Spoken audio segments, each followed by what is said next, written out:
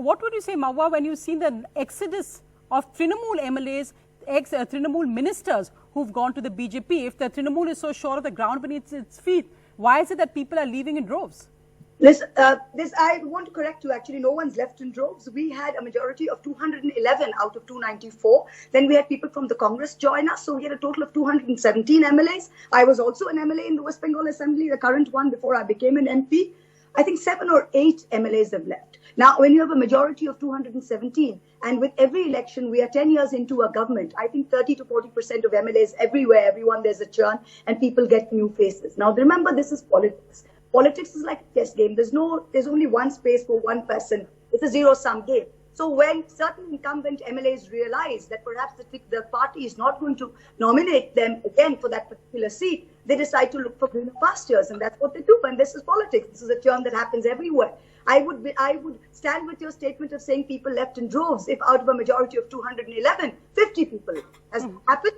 2 ministers have left who probably won't even win in their own seats. I challenge both of them to try and get nominated on a BJP ticket from both of their current assembly segments. They will not win. So this is parcel of politics. I mean, it's okay. You had Rao Birender Singh, if I remember, he was a minister in the Congress government of defense procurement or something. And he switched over and stood on a BJP ticket and won from Gurgaon 2 days before and went on to become a minister in the BJP government.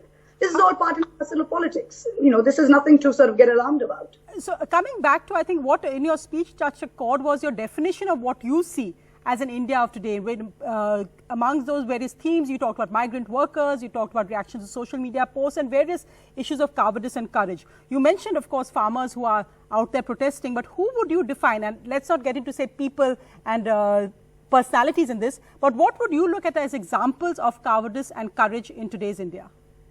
I think I'll give you a prime example. Today, I've said something. I don't think I have said something which is very, very brave or very courageous in the Lok Sabha.